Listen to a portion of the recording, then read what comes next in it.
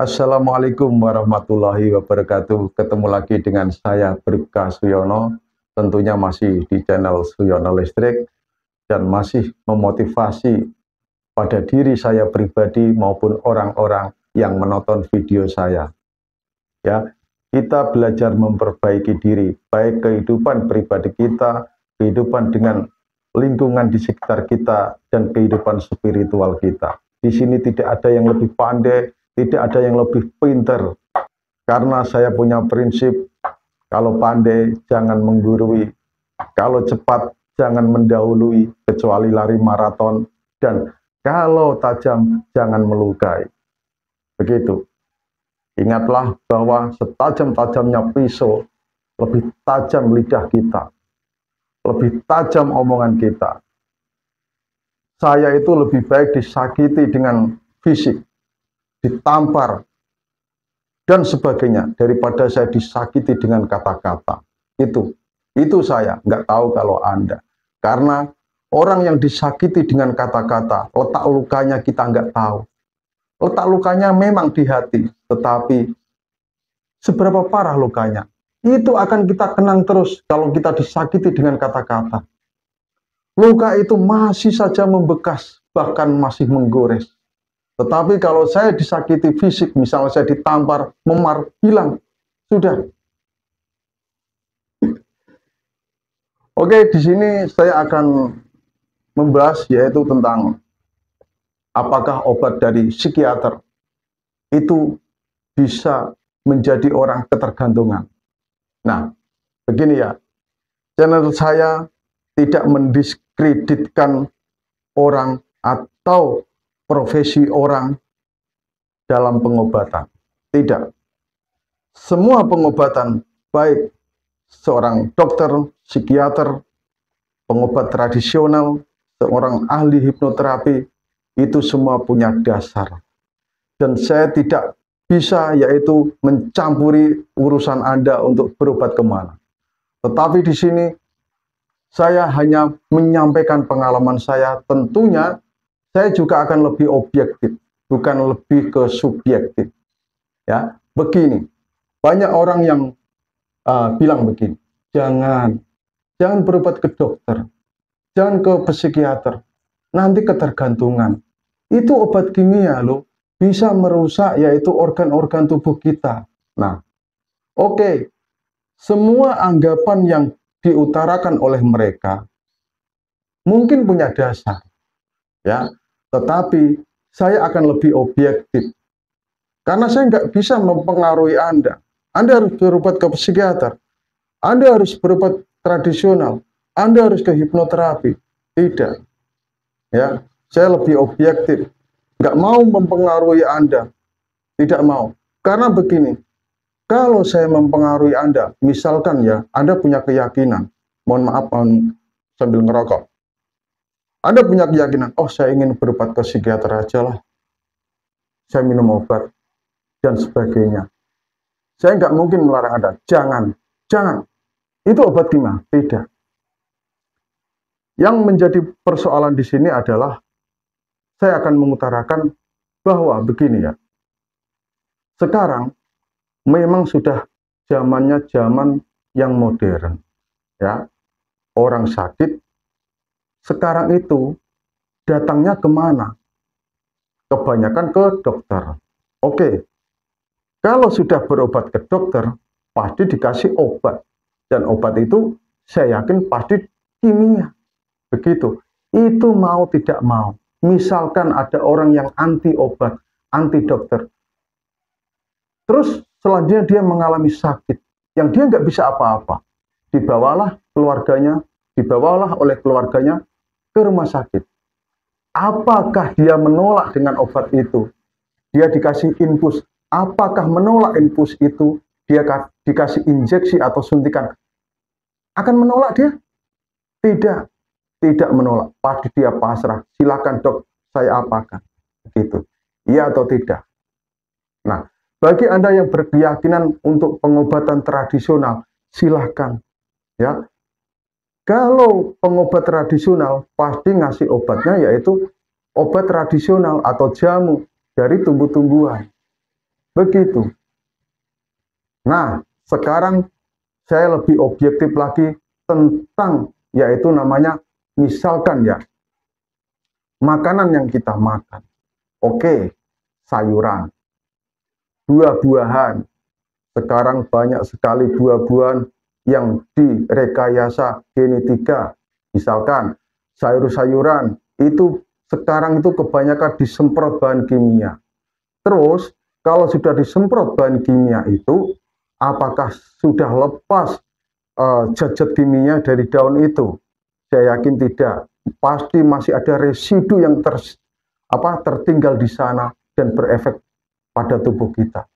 Semua yang kita makan itu, apakah kita yakin bebas dari kimia? Tidak toh? Nah, itu saya lebih objektif ke situ. Sekarang yang berobat ke dokter, saya takut ketergantungan Pak dengan obat ini. Obat ini efeknya ke ginjal Pak dan sebagainya. Oke, ya itu semua sah-sah saja. Sah-sah saja. Sekarang saya akan lebih mengutamakan yaitu keyakinan Anda. Kalau sudah mental block Anda misalkan, saya nggak mau berobat ke dokter, takut ketergantungan, ya sudah. Anda ingin berobat kemana? Tradisional? Oke, silakan. Semua itu punya dasar, semua itu pasti ada manfaatnya. Sesuai dengan keyakinan Anda. Misalkan, Pak, saya mau terapi healing dengan meditasi, Pak, menata pola pikir, semua itu benar. Itu juga bisa, karena saya begini ya, saya itu punya pengalaman sembuh tanpa obat psikiater, ya. Dan sekarang saya terapi ke psikiater, tetapi dengan catatan saya bisa melepas obat sedikit demi sedikit. Nanti akan saya utarakan apakah menjadi ketergantungan, nanti akan saya paparkan hasil survei saya. Gitu, karena saya lebih objektif. Nah, sekarang yang sembuh secara alami itu banyak juga bisa, ya, karena saya sudah pernah begitu. Dengan apa, Pak? Meditasi, relaksasi, olah nafas, olah rasa, olahraga ringan tentunya, ya, sesuai video saya yang dulu-dulu, ya. Video saya yang sebelum saya kambuh itu saya sembuh alami, ya, sembuh alami, itu bisa. Terus bagaimana Pak? Saya lebih memilih ke terapi-terapi, misalnya hipnoterapi Pak. Ya silahkan, bisa. Semua itu bisa. Karena apa? Anxiety disorder itu gangguan mental. Yang namanya gangguan mental berarti urusannya dengan jiwa kita. Maaf video saya ini lama, jadi tonton sampai selesai ya. Kalau sudah gangguan mental berarti hubungannya dengan jiwa. Hipnoterapi itu apa? Hipnoterapi itu memberi sugesti. Tentunya yang positif. Itu baik juga untuk jiwa kita. Ya, walaupun kadang kita hipnoterapi itu, wah kok belum mengalami perubahan, biayanya mahal. Nah, memang pengobatan apapun itu butuh biaya, mengorbankan dari segi finansial kita, mengorbankan waktu kita. Ya, kita di rumah sakit harus antri, pengobatan tradisional juga antri, hipnoterapi juga antri. Dan semua pakai uang, ya. Kalau saya ke psikiater pakai BPJS, itu, ya. Saya juga pernah pengobatan tradisional, ya. Dukun, mohon maaf, tapi saya nggak mau mendiskreditkan dukun, ya.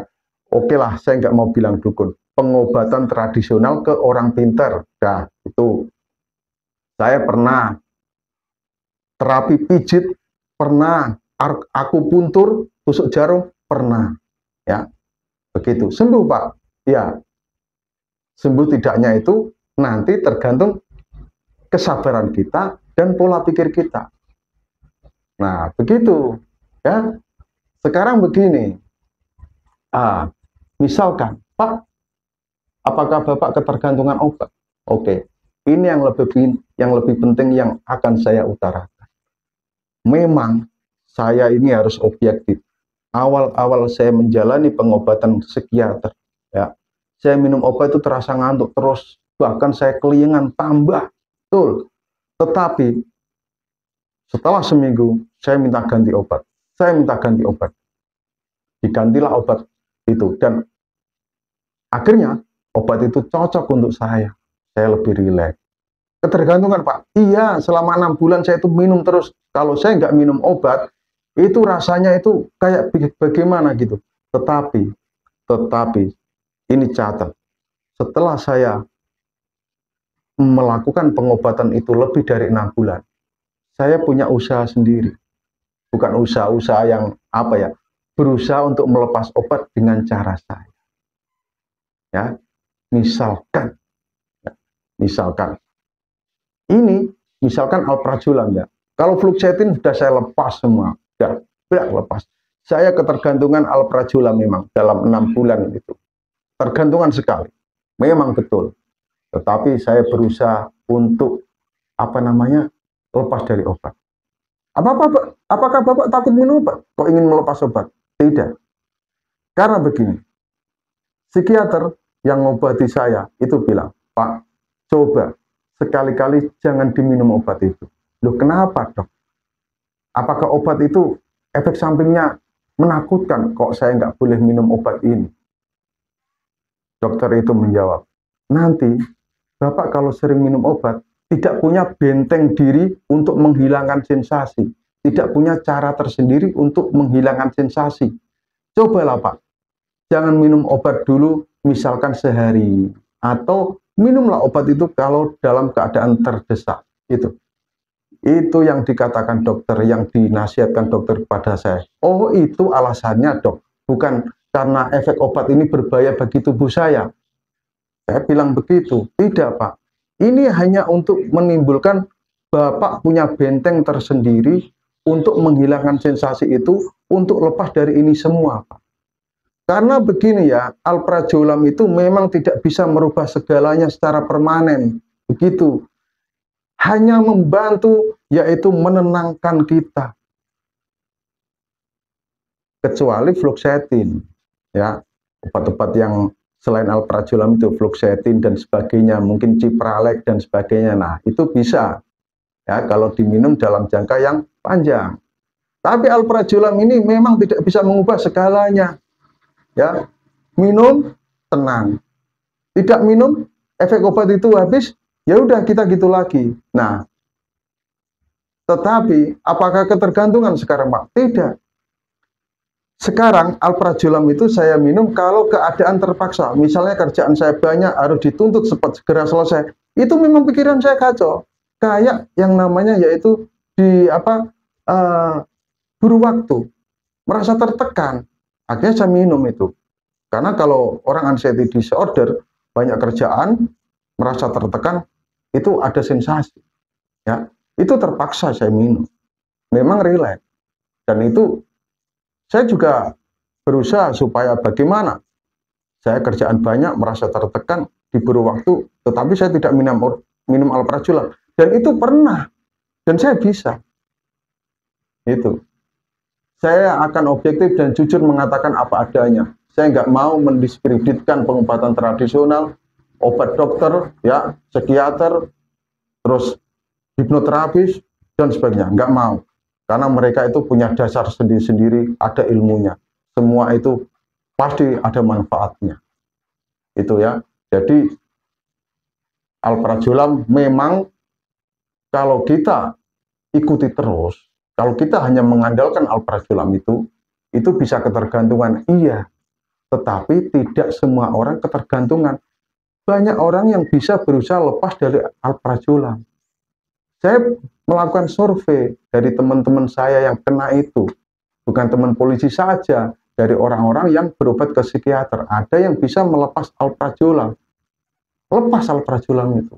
Ada juga teman saya yang dulu seorang psikolog. Minum alprazolam, tapi bisa melepas. Dia hamil, langsung dilepas. Bisa nyatanya. Subscriber saya yang pernah saya bacakan ceritanya, lepas dari alprazolam, namanya Aska Aluminium itu, kalau di Instagramnya, itu bisa lepas dan masih banyak lagi. Tapi banyak juga yang masih tergantung alprazolam. Nah, bagaimana Pak? Kalau saya itu tergantung alprazolam, ya udah, Anda minum. Saat Anda minum alprazolam kan sudah tenang, misalkan ya. sudah rileks. Nah, itu gunakan untuk meditasi, untuk relaksasi. Biar apa? Biar Anda punya benteng sendiri juga. Kalau ibaratnya itu imun di tubuh. Itu kalau sakit fisik ya, itu imun. Jangan kita misalkan bermeditasi, relaksasi, itu adalah pembentukan imun jiwa. Sistem kekebalan di jiwa kita. Itu. Ya, jadi saya memang tidak setuju kalau misalkan orang bilang atau melarang, jangan berobat ke dokter, jangan berobat ke psikiater, melarang itu. Saya nggak melarang kalau saya, ya. Nggak melarang. Saya harus lebih objektif. Misalkan ada orang saya larang, misalnya, jangan berobat ke apa namanya hipnoterapi, nggak ada fungsinya, nggak masuk logika. Ada yang bilang gitu, tetapi hipnoterapi itu bisa, ya. Tapi kadar gimana hipnoterapi itu bisa menyembuhkan orang yang kena anxiety disorder, psikosomatik. Kalau misalkan sudah merasakan gejala di badan, ya di hipnoterapi mungkin saja dia nggak bisa rileks karena masih merasakan sensasi di badan, gitu. Itu kemungkinan saya karena nggak pernah di hipnoterapi. Kalau pengobatan tradisional saya pernah, tapi belum jodohnya. Jadi belum rezekinya saya sembuh. Saya udah pijit, ya, beli obat tradisional, mahal juga ya. Tapi ya karena belum jodohnya, belum rezekinya, saya belum bisa sembuh. Gitu. Oke, mulai dari sekarang saya membuka yaitu lebih memantapkan keyakinan Anda. Jangan berdasarkan omongan-omongan orang. Karena apa? Omongan orang itu belum tentu benar. Kadang tuh omongan orang juga nggak punya dasar. Dia juga dari orang-orang lain. Oh jangan takut, jangan berbuat ini, jangan berbuat ini. Saya membuka keyakinan Anda, sekarang Anda itu ingin melakukan apa? Keyakinan Anda itu apa? Oh Pak, saya ingin meditasi, relaksasi, saya menyembuhkan dengan pikiran saya. Oke, itu betul. Tapi jangan terpengaruh orang lain. Misalkan Anda sudah melakukan itu, Anda terpengaruh. Coba kamu ke sini. Cobalah kamu ke dokter ini. Jangan terpengaruh itu. Kalau Anda sudah yakin itu, nanti Anda seperti diombang-ambingkan ombak di lautan, bagaikan air di daun talas. Bingung Anda mendengarkan ini, mendengarkan itu. Kok beda ya ini sama itu? Bingung. Ikuti keyakinan Anda. Ya, ikuti keyakinan Anda, kemantapan Anda. Anda itu pilih di mana? Kalau Anda ingin berobat ke dokter, ya sudah, lakukan. Lakukan. Anda ingin psikiater, lakukan tanpa terpengaruh oleh omongan-omongan orang yang membingungkan. Saya tuh kasihan sama orang yang menderita anxiety disorder. Mereka itu banyak terombang-ambing seperti perahu kecil diterpa ombak yang besar. Terombang-ambing begini. Mau berobat ke dokter, katanya jangan, itu obat kimia. Nanti ketergantungan. Akhirnya nggak jadi berobat ke dokter. Ingin ke hipnoterapi misalnya, jangan, mahal, nggak bisa sembuh. Akhirnya Anda membatalkan, nggak jadi. Saya ingin berobat tradisional, ke sana katanya pinter. Terombang-ambingkan lagi dengan omongan-omongan orang. Akhirnya keyakinan Anda itu ya angin-anginan. Tahu nggak angin-anginan? Sekarang ingin itu, besoknya lain lagi. Itu angin-anginan. Jadi kalau Anda sudah mantap berobat ke dokter, ya sudah, lakukan, minum obatnya, jangan terpengaruh dengan hal-hal yang mungkin belum tentu benar. Kalau Anda punya keyakinan berobat ke obat tradisional, pengobatan tradisional, ya sudah lakukan tanpa harus terombang-ambing, terpengaruh oleh omongan orang yang membingungkan. Kalau Anda ingin hipnoterapi, ya silahkan. Kalau Anda ingin misalkan sembuh dengan meditasi, dengan cara Anda sendiri mengolah pikiran, ya sudah lakukan tanpa terombang-ambing oleh omongan-omongan orang.